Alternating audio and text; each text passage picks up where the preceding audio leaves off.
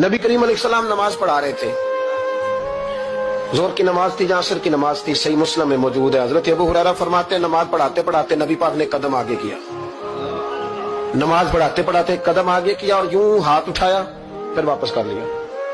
اب نماز پڑھ کے نا تو سلام پھیرا تو صحابہ عرض کرنے لگے یا رسول اللہ صلی اللہ علیہ وسلم، وہ نماز میں پیر بھی آگے کیا تو ہاتھ بھی اٹھایا، تو وجہ کیا تھی؟ پہلا سوال تو یہ ہے کہ آپ لوگ نماز پڑھ رہے تھے یا حضور کو دیکھ رہے تھے؟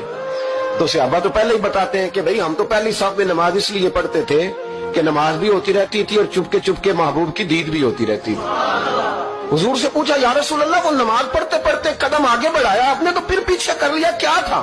اور ہاتھ اٹھایا تو پھر آپ نے نیچے کر لیا۔ تو نبی کریم فرمانے لگے نماز پڑھاتے پڑھاتے جب میں نے کہا نا سمیع اللہ لمن حمیدہ، اچانک میری نظر اٹھی تو جنت میں چلی گئی۔